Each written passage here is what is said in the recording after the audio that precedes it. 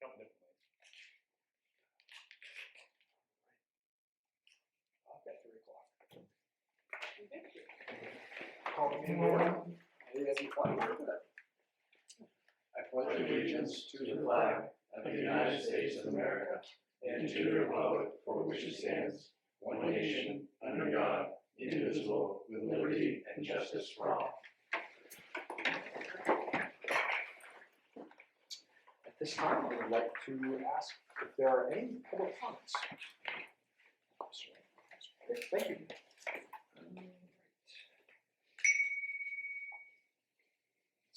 Oh. Is that 3 o'clock now? That should be the last one. Okay, thank you. All right. Mr. Bridges, firewall implementation update. Walk us through the next few agenda items, if you would, please. Yeah, so I don't really have much to discuss. I have a lot of updates on the progress we're making, but I don't really have any discussion items. I'm open to questions. If you guys have questions or anything, please feel free to stop me. I would love to answer them for you guys. So the firewall implementation update, as per my plan, we were able to implement the new firewall on April 12th, and that has been in place since then. We have web filtering in place now. It's blocking VPNs amongst many, many other things, which, according to when I looked at the previous firewall, it was not doing that stuff. So this new one is definitely doing that. It's very secure, and things are, in my opinion, much faster. I have heard from staff members that the internet speeds have improved. There's still some intermittent issues we're working on, but overall, Wi-Fi and internet performance is much, much better after we got that firewall in place. So we did a bunch of optimizing on the wireless system. We did some network segmentation with it as well.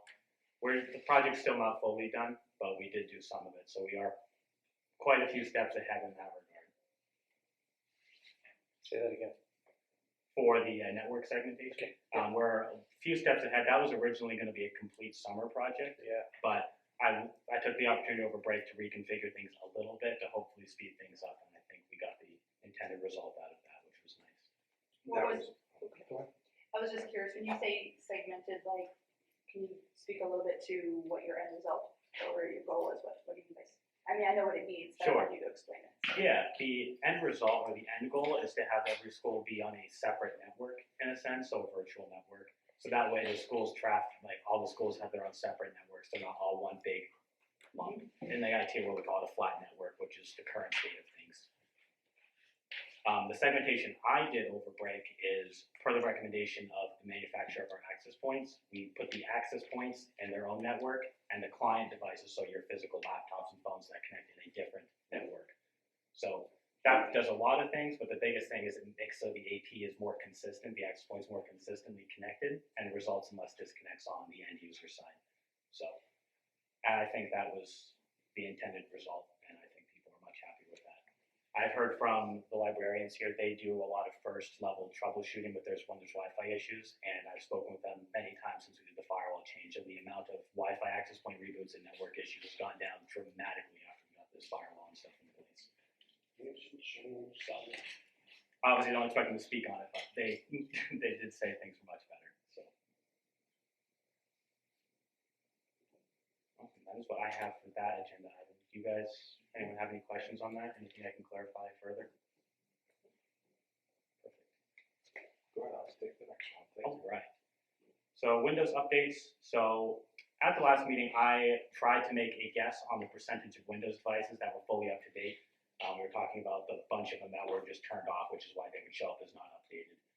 So per Mr. Veneziano's recommendation, I had one of my techs visit a couple different classrooms at the middle school. The laptops are all in the same system, so the middle school would be a good enough pool to get a good idea of what our update status is. He pulled 10 devices, 3 different classrooms. 9 were on the very latest Windows version, 1 was on the oldest. So I don't remember the exact percentage I gave at the last meeting, but 90% is pretty good as far as fully up-to-date versions of Windows. So you only pulled 10.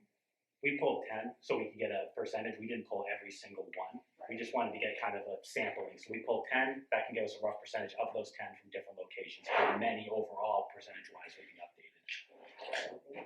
We didn't pull every single one. Based on that result, I would expect the end result with pulling every device to have the same statistics. So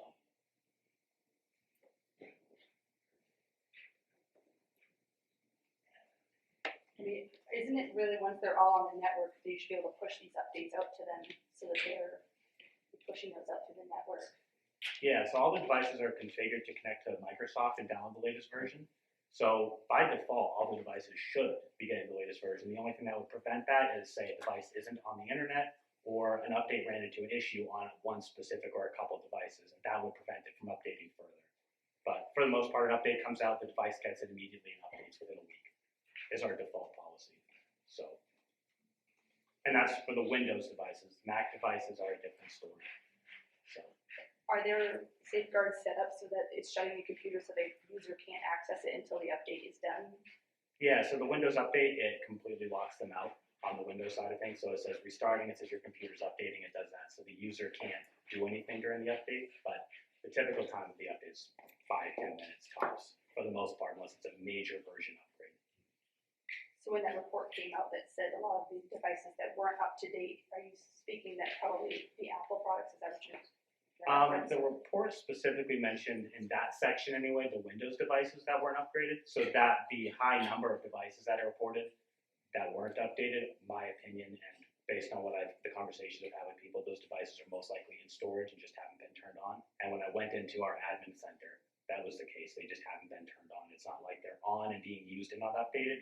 They haven't been seen for 3 months. They're in a storage closet somewhere. The device is damaged, and then it hasn't gotten an update. So, Alex, is there a way to purge that list from devices that are not currently being active so that you have a greater confidence in? Like, I mean, I feel like we should be looking at what's in place. Does that make sense? Exactly. Yeah, we can customize the report we pull. So I can pull a report and I can say only show me devices, only give me the update status and devices that have been seen in the last 30 days. Okay. So I could pull a report like that, and that would give us a much better idea, and would filter out the ones that, if they're in storage, don't matter for this specific thing. Right. So that's something I can do. So I'll make a note and make sure to do that. That'll give us a better picture. Is there a reasonable time frame? Like 30 days? That would be a reasonable time. 30 days Or is a 60 reasonable days, time frame. Okay. 60, you're kind of getting to the point where, I mean, a lot can happen in 2 months. So, Gotcha. I mean, if the device hasn't been seen since, what's today? Yeah, the device hasn't been turned on since the end of February. Right. I mean, a lot can happen. Yeah. So, Yeah.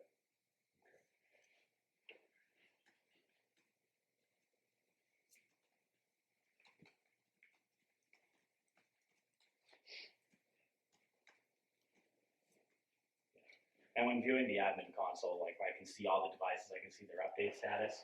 The ones that are turned on, for the most part, a very high percentage of those are updated. It would be not impossible, but it would be very difficult to go to and see every single device and get hands-on and check the update status, and that's time because we're talking hundreds of devices. But we can pull a report, we can get a rough idea of where we're at as far as that goes. But a lot of it's just relying on the software to function properly and do the updates as it's supposed to. Because we can't pull a laptop every month and update it. There's a expectation that the software is going to do what it's supposed to do. Mm-hmm. So how is it being mitigated, or maybe you're gonna get there with securely when they're not on our network?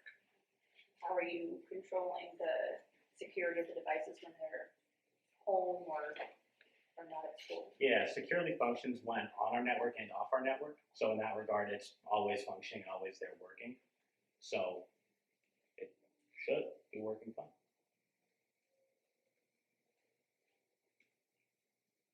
Perfect. Any other questions from anyone?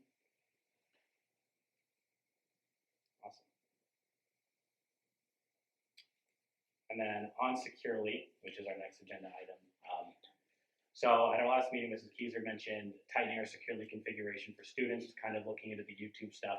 I'm still evaluating the YouTube side of things, but I did take the time to go into the securely console and take a look at what filtering they had that was in place. Like what were we filtering? And I found that things like social media, games, and social messaging sites were all allowed on securely, which is fine, I guess. But the biggest concern is we don't know what's being posted on social media. I mean, kids could be being bullied and they're on our device. That's a whole separate issue. So I ended up taking the step of blocking social media, games, and social messaging on securely, which has taken effect on all of our platforms, Mac and Windows. That one in place was Monday last week. That was the first time, or was it the week before that? Security was before that. That was a few weeks ago. Yeah, we haven't seen any negative repercussions from it. Like for what we typed down. No, I haven't seen anything or heard anything. The biggest thing is we have to think of what the device is for. We provide the device to the student for education.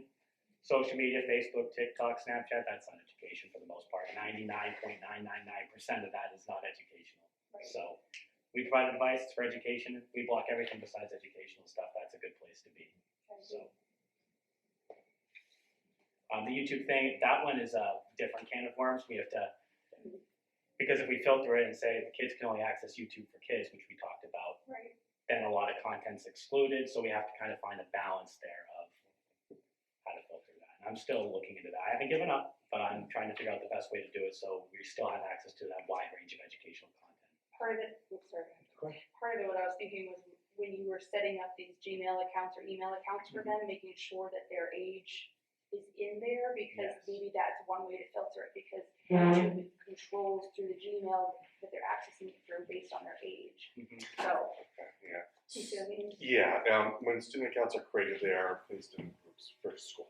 So they'll be organized in middle school or an elementary school student and a high school student. And then there's different grades of restrictions depending on the school they're in. So what you're saying is, can you control it from there possibly a little more, so that when they're going through YouTube, through Google, it's flagging them as they're only 11 versus 18? Google doesn't have a granular age setting. They have a users in this group are under 18, and then they have a users in this group are over 18, which the second one would never apply. Right. If we check the box that says all users in this group are under 18, it's going to block into the YouTube kids. Like, that is what it will do. And I ran into this at Bangor.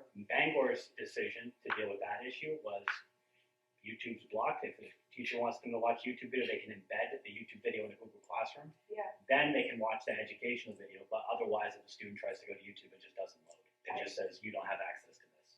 So that is one solution, but that requires, I mean, that's a big conversation with a lot of staff members, because that changes the way they assign materials, that changes the way we're teaching our kids, because a teacher might email a student a link, but that wouldn't be possible if we went down that road.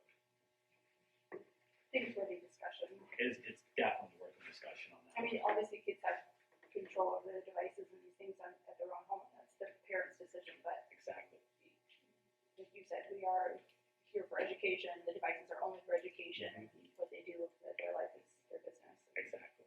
We also don't want the responsibility of whatever they may get into. So. Right, the liability of they found this video, but we didn't do it, but they found it, and we are supposed to stop that content. So it's this whole, it's a big thing. So. Thank you for looking at that, and hopefully, if you can do it from a Google side, that'd be great, but I appreciate you looking into it and trying to find a solution. That's my hope. I hope we can restrict this in a better way, because there's a lot of it, like a lot of the YouTube stuff the kids are watching is just they'll watch a gaming video or something. It's like, well, Alex, let me ask you a question Yeah. about YouTube video. So it sounds like YouTube is one of those all or nothings. Like you're either on YouTube Kids or you have complete access to YouTube. Right? yeah, Is it- securely, Yes. I'll just be honest. Securely, it lets you go more granular. But it's very recent. It's pretty recent that they've given us, added a lot more functionality when it comes to granular management of YouTube. It's new functionality. So it's a matter of, it's a lot of testing. Right, Is what it comes down to. exactly. I don't want to change a setting and say, yep, this should work, and then have all the kids not be able to access YouTube in the middle of the school year. So a lot of it's just it's a lot of testing. yeah, it's a new stuff that just came out when it comes to those the abilities. And when you say granular, you mean to the degree that I can enter in if I'm on the admin side, I can say guns, right? Guns, sex, whatever. Yep. Is it that type of granular, or is it? That's true, we can use trigger words. I think you You could do trigger words. You could do Words. trigger words, and that would block it. But then that opens the other can of worms of there's tons of videos that might have a word mentioned, and then it would be blocked, or a search would mention something, or an article would mention something, or even a comment on an article would mention something. I can see, like, we're doing a World War II project right now in Sure. our, Yeah. the word tank, or the word gun, or the word Nazi. Like, while those words can be trigger words, they're also relevant to what we're doing in 6th grade or World War II project. I have an idea, let's go back to books. Those It works. work for us. It works. Actually, we're finding that many publishers are going completely away from books now.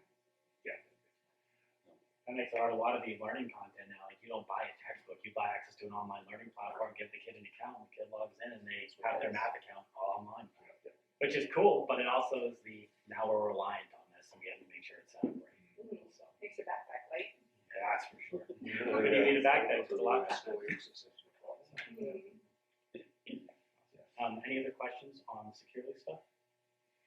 Do you think you're going to play around with the granular settings during the summer while we have more time? Test though. We can test it really well in the summer. We can set up custom groups. A lot of it is a time thing. Like during the school year, we were dealing with teacher issues. I'm still cleaning up the Linux server stuff, the whole network mess. So a lot of it's finding the time to go in and mess around with it. But we can do it during the summer. We can just make a test group, put a device in the test group, and apply a policy to it. So. And then try half a dozen videos that the kids would want to watch. As you said, most of them are, I would say 9 out of 10 at the middle school is they're watching a video game of them playing X, Y, or Z, and then the voiceover on it. Like we can just get rid of that. It would save. So the kids watch videos of video games? That is the vast majority of them. Yep. Big thing. Probably not during class, I hope. I assume with proper supervision and all that, yes. And then they want you to watch the video of them watching the video.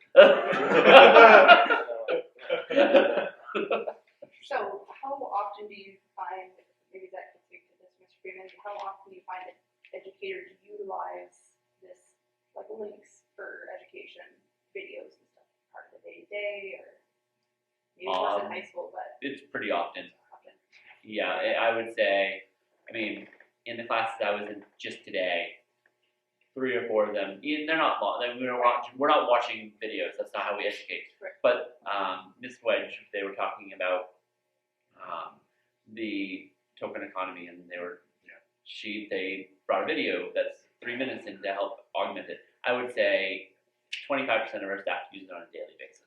You know, that would be a good survey though over the summer. Mm. You know, like because we did that a little bit when we were talking about device, like what device teachers want to go to. And I think some of those things, right? If you're talking about high stakes policy, not policy at the school board level, but high stakes policy in regards to like restricting access. You say, hey, how many teachers are using YouTube? Mm-hmm.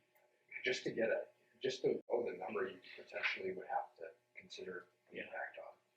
That might be a good thing to look into for future agenda. But I understand.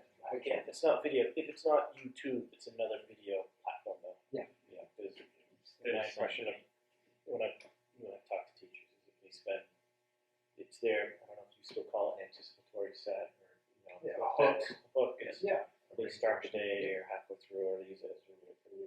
Or Brian, I was trying to explain to my boys the other day. One of my boys, World War II, Pat. Who's Patton? And I was like, hold on a second. right. Let me show you a quick YouTube, Desert Storm, the torch campaign. Yeah. It does give you, it's more than just that, talking about some dead guy, you know? And if it's not YouTube, it's on a different, it's a, Yeah, it would be one of those things where we would take the step of blocking all video streaming, which arguably is a very good idea. That would block Netflix, Hulu, Disney Plus, Amazon Prime. That would take that right out of the equation, which for the most part now that's educational. And then you unblock, say, YouTube. That could solve some of it. Or unblock YouTube, just like videos, or block YouTube and do the recommendation of just having teachers embed the link in a Google Classroom. That way they're using in class, but I can see the obstacles that would bring if they're not there or whatever. Not there, and then it's a different way of viewing the video. You So can study it again or something, And just to reiterate one more time, so you're saying Securely is on all devices now? it is on the student MacBooks, and it's on the student Windows Lenovo's. You said it's on the iPads too, correct? Oh no, it's not. Is it? It's on the iPads, okay. And the iPads that we use, most of those, except the middle school ones, don't go home. A lot of the iPads are in the elementary school, and those stay in the school. Should stay in the school. Middle school does have a round that comes home, and Securely does work. Yeah. I think it was a reading assignment, it bumped out. And we bumped a few things Yeah, back. it was like, oh, I can see where this. That was a YouTube video. What, It was. I don't know why it bumped out, but I give her the book. Yeah. It does have some pretty Yeah. big things in there. Awesome. And then the following update is the Linux removal update. So, fortunately or unfortunately, depending how you look at it, after we did our firewall changeover, the users that were on our old Linux terminals, which wasn't very many, maybe 10 or 15 people, they suddenly couldn't sign in. And I was like, that's great news. We'll get them Windows computers and be done with that. So all those people, the ones that weren't teachers that didn't already have a laptop, our policy and our thinking is every staff member gets one device, not 3. So if a staff member already had a laptop, we didn't provide them with a new Windows computer. But like secretaries in the schools that were on these old Linux machines, we gave them a Windows computer, set them up, and migrated their data. So there's no Linux terminals in use in our district anymore. So that was a very big step, and that was completed over April break as well.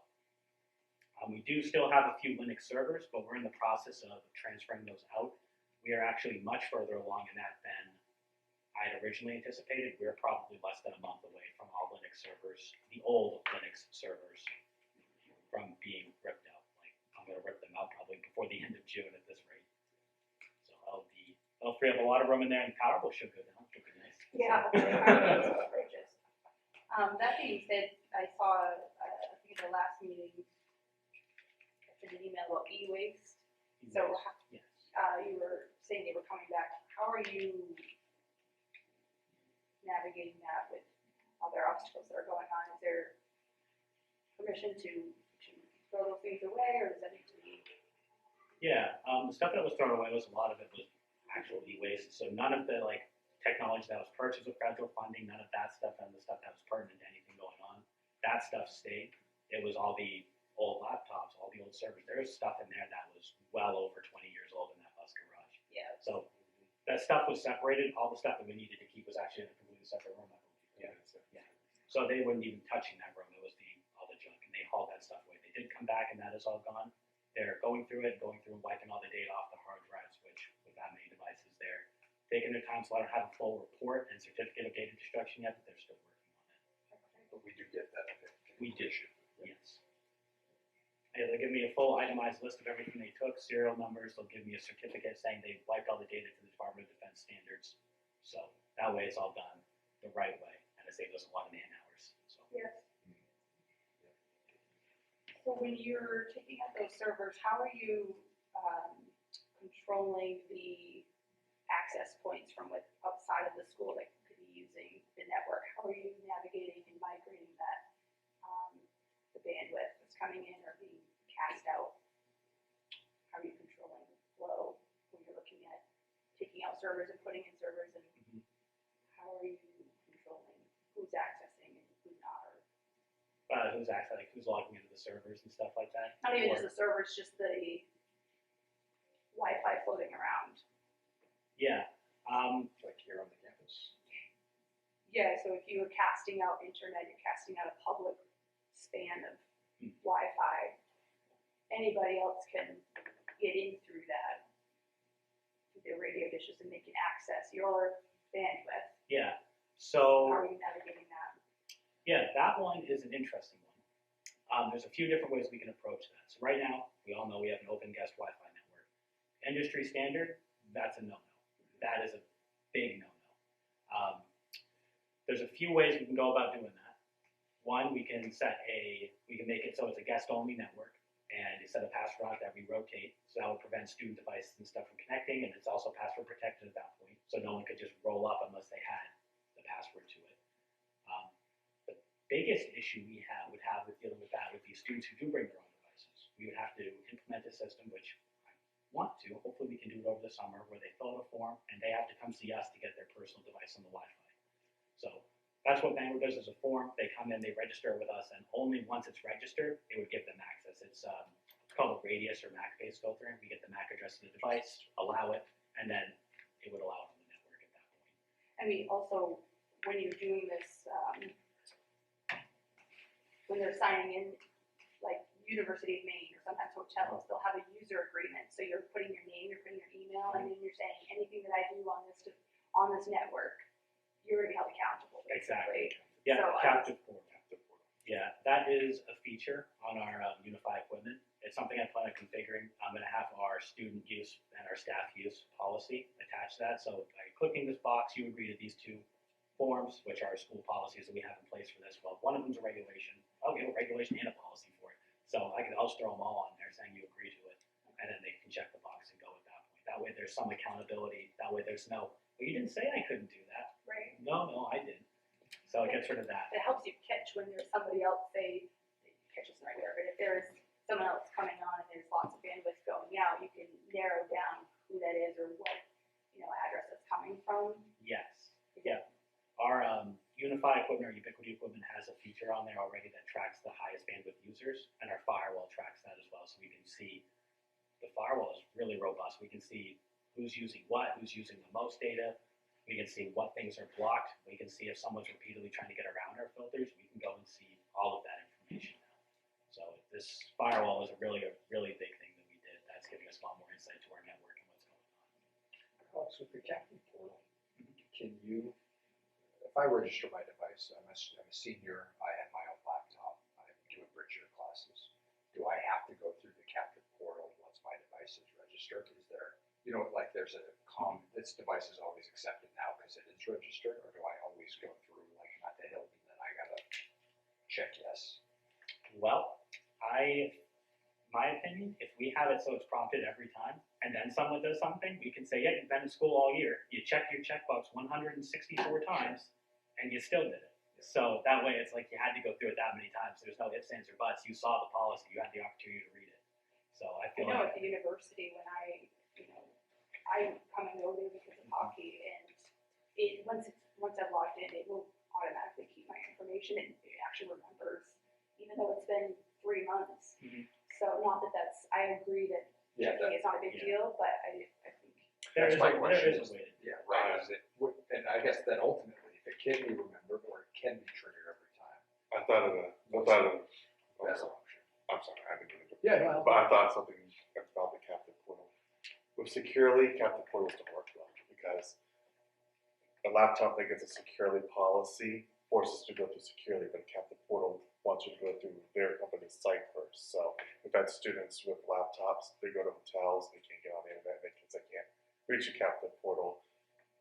So that might be an issue. but that's doing with the internet versus, that's like, so you can even access the Wi-Fi. So once it's accessed, then without it, securely wouldn't even work, really. Yeah, and you can do it on different Wi-Fi networks too. So for Say it again, instance, sorry.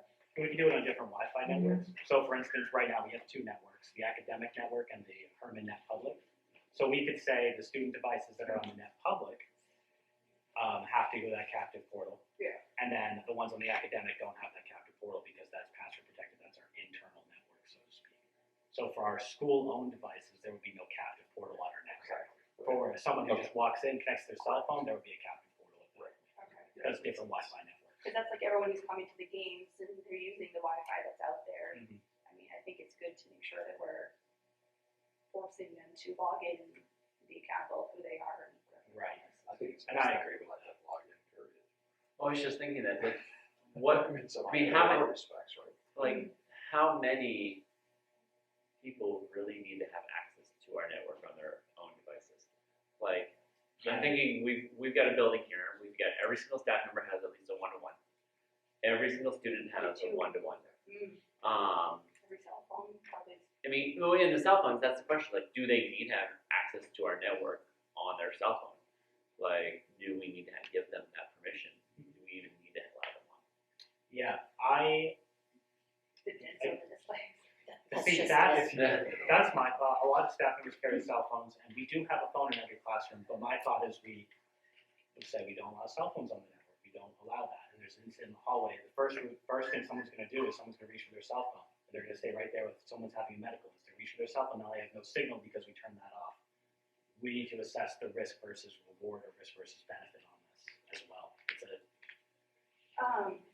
Now these incidents happen very seldomly, which is good. But again, it's something that could happen. That being said, with because our phone service goes through our internet, right? So if our internet goes down and we don't have phone access, is that accurate? Yes, that's accurate. So what do we do for emergencies? What's the policy for? One of the 100 cell phones gets pulled out. Okay. But at that point, they won't be on the internet either way because the internet's Well, you're on your data. Right, Yeah. I was just trying to figure out like safety wise, what do we? No, we just go Yeah, and the other part of that too is, so I believe, I'm correct in assuming middle school and elementary school don't have a generator? The elementary has part of the building, but not the whole building, and middle school has They not. have the hookup. They have the hookup just like the middle school. We have the hookup in middle school. Generator. I thought they had a small one. They don't. So they have the hookup and not the generator itself? That was not purchased in the, when the project was done. We have the hookup as well. And essentially it's so that way MEMA can bring in a generator, and if we need to use additional shelter, they can plug into the building and be able to provide additional shelter. Yeah, it's just in the new wing. It would not, currently it's not connected to the whole building. I think somebody It's probably like said the gym, isn't it? Do the gymnasium Gym back. always probably. that. No, I think it's just the new wing. Just in the The library, art room, and then 10 classrooms. There's a few bathrooms in that hallway, but yeah. The high school is obviously standby. The reason I mentioned that is in the event of a power failure, the schools without generator wouldn't have phones anyway too, because the phones they run off power. So there's that one. The workaround to the phones, if the internet goes out, the best workaround is we get a redundant internet connection from a different provider. So in the event our main connection went down, we'd have that other redundant connection. The problem with that is we can't have two internet connections when we're using this MSLN connection, so I can't do that. So that's a difficult one.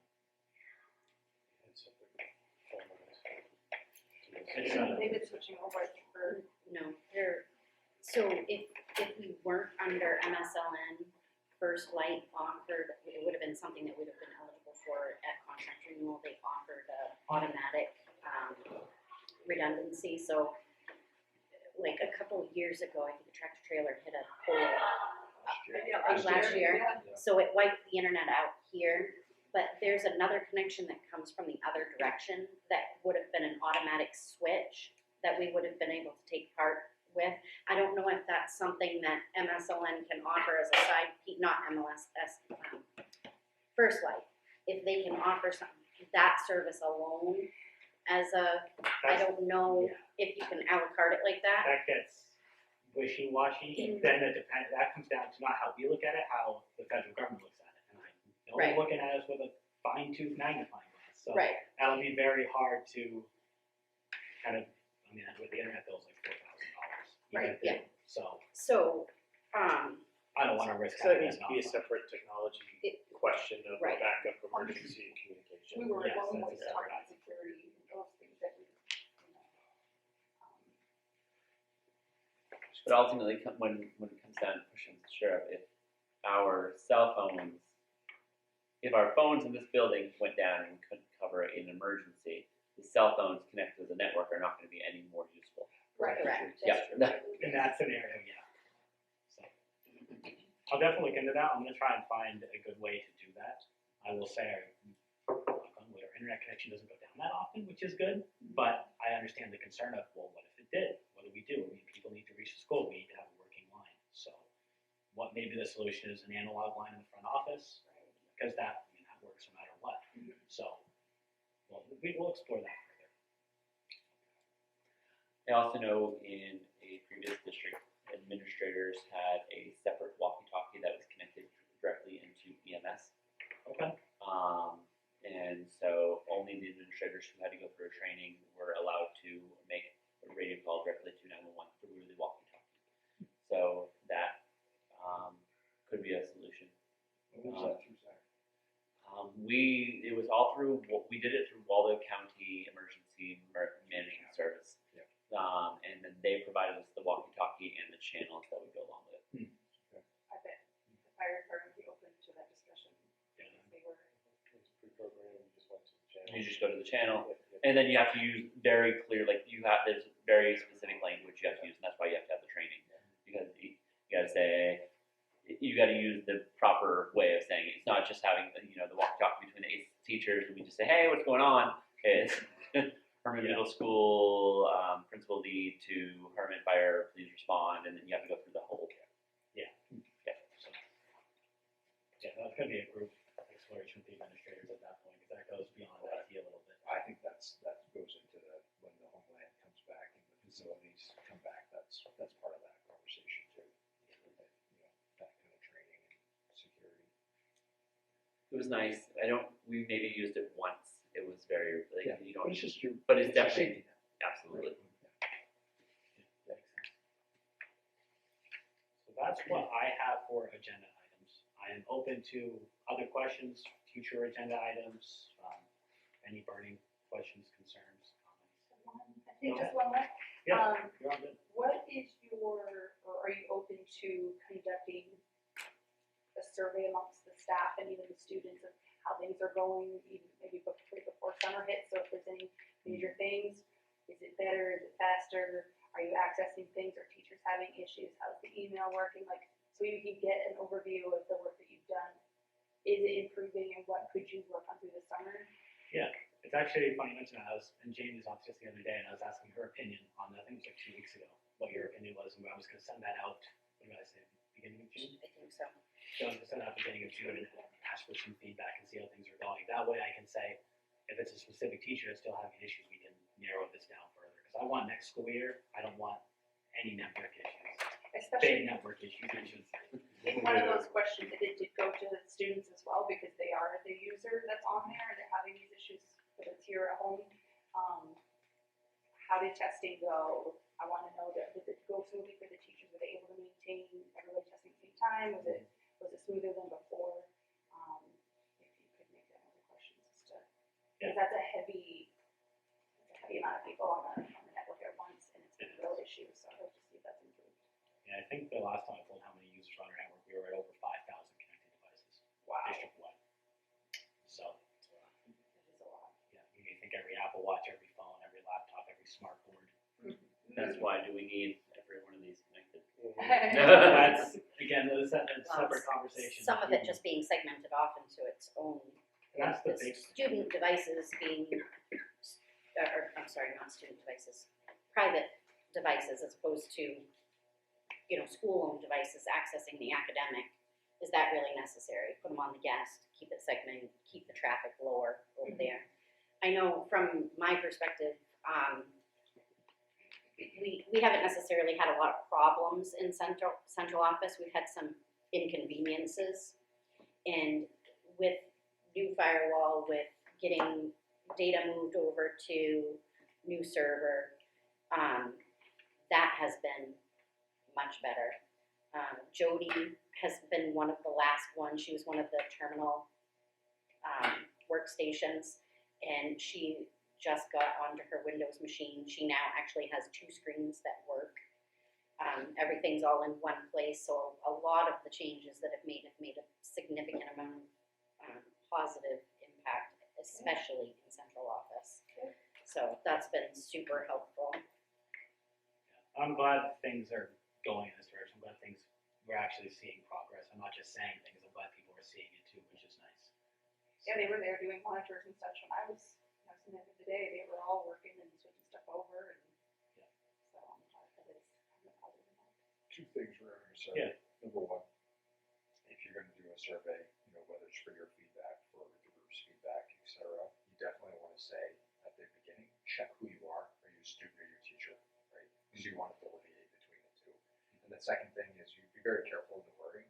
If you use terms like, is it fast? If there's one hiccup, we all know, right, exactly. We want to make sure, like, my kids had to wait 2 extra seconds for Disney to load. Why is the internet suck today, Dad? Right, like that. I get some comment like that. So, right, we want to make it about your experience. Is it improved? Does it seem like it's functioning better? Do you get dropped less? Like, you want to try not to put it in just adjectives of quick, fast. Right, Not vague, not open-ended, but very specific experience questions. How is the internet reliability improved after the return from April break? Yeah, right. Stuff Like like at the time, you got how is it improved? Yeah. Like it's a very open question. Give them a time frame to think about it within. Just some stuff like that, where you're not like, "How was your day?" Good. Right. Terrible, right? So scale it maybe Yeah. like 1 to 5 or something, or has it improved or something. Right. Yeah. So I just think, especially with students, even teachers, but especially with students, make sure you're really forcing them to think about it before they just answer. Right. They can just check the box. Yeah. So. Yeah. So that would be my advice. Depending on your filtering you may wanna see get worse for students to say, no, this sucks, I can't get access. Yeah, well, Right. that's a That's positive. true. I think that's Absolutely. exactly what they're gonna say, because there's, I mean, even Zach, he wasn't doing anything malicious, but Apple phones have a feature built in that's, we talked about before the meeting started, has a VPN essentially by default. So Apple devices, if you have a cell phone, you don't turn that setting off, and you try to browse the web, it's not gonna work. So that's one of those things where, yeah, it did get worse. I can't use the internet on my phone now. Well, no, you That's can. excellent. You just have to change the setting. So. I know that, Go ahead. I know that there has been an expectation of meeting the Tuesday before. Tuesday? Yeah, Tuesday before. I am not available the week before. So I have complete confidence in Alex to conduct a meeting. Obviously, all of these are his agenda items, so if you're fine with it, then I would say May 28th. That's why I did put TBD, because I am gone that week. So, are you all Sounds great. fine with that? So I don't want to disrupt the normal. Are you comfortable with that, Alex? Yeah. I should have asked you prior to the meeting if you were good with that. No, we're all good. I can handle it. All is good. So we May 28th, that's the day after Memorial Day. Hopefully by then I can report back that all these Linux servers are gone. So the old ones anyway. And it'd be nice if we would have a certificate back on the Unix too. at that Yes. point, But I'm hoping they will. I did email them to kind of ask where they were at. They said they're still processing. Sure. They took a lot of stuff. That room is empty. You can hear an echo in there now. So Yeah. I have a question. Yes. Chromebooks. Are we moving forward with Chromebooks for next year? yes, we are moving forward with the Chromebooks next year. Some preliminary quotes I've got back. We're looking at about the same total price, but you get a lot more out of that same total price. So for instance, one of the quotes I got, it was a case, a screen protector. They'll asset tag it for you, put the screen protector on for you. It has 4 years of accidental damage protection, all for the same price as what we paid for just the Windows device previously. So, and that's no deductible accidental damage. Kid breaks it, send it off. So we're still paying to have, we don't have as many with the Lenovo's, I don't know where we're at with the MacBooks on how many we've had lately, I haven't really paid attention. I think we've stopped sending them out because We haven't been repairing at all. we're cycling them back through, but Yeah. a couple of the Lenovo repairs that we've done have been over $200 for broken screens or what have you, so 4 years.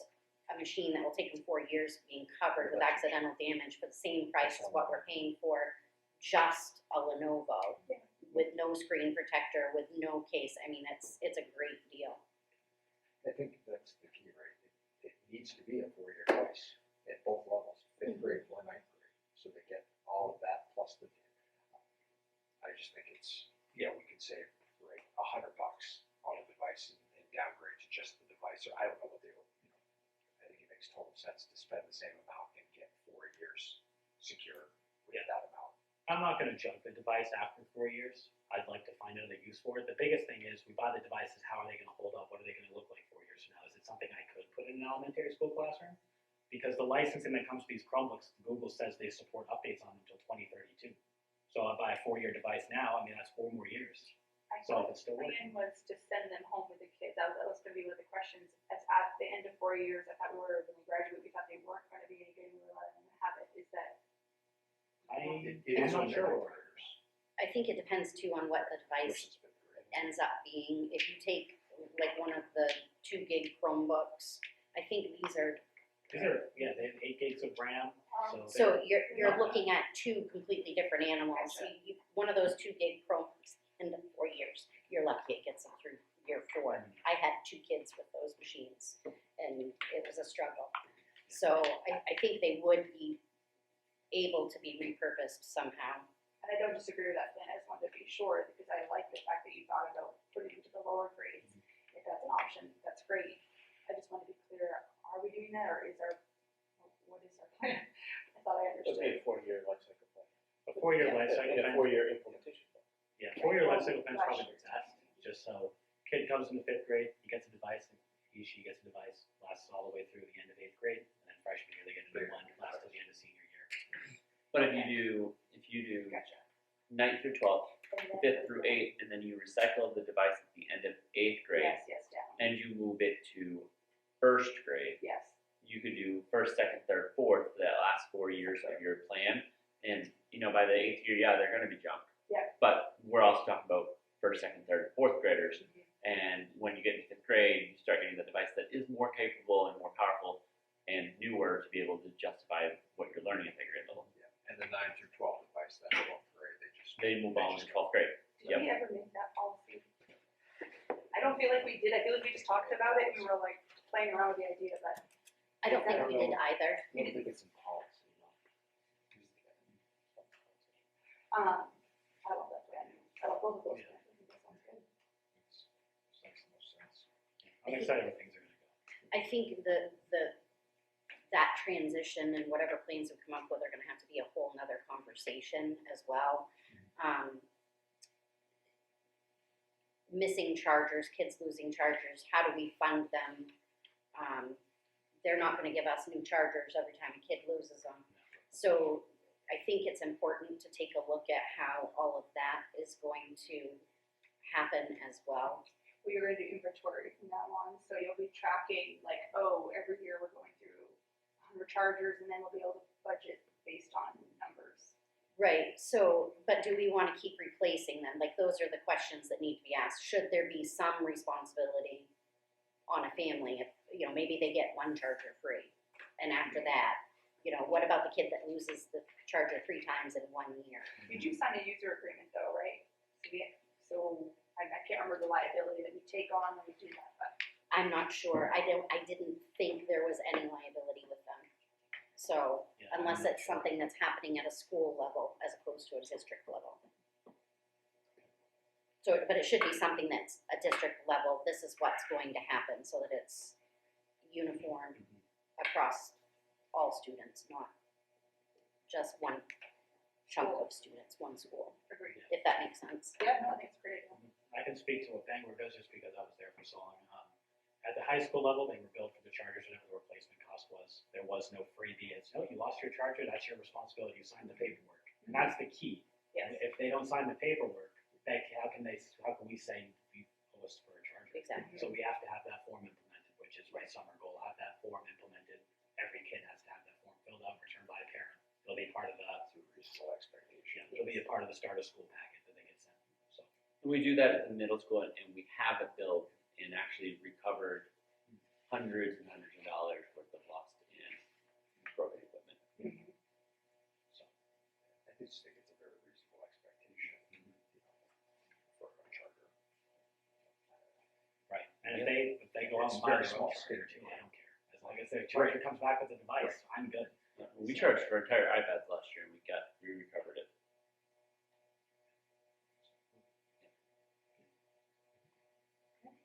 Awesome. That is what I have for this meeting. If anyone else has any questions, otherwise, Email you.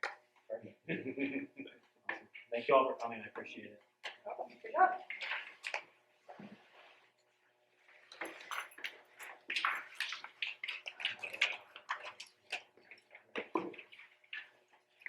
There's I just, was it what? no finance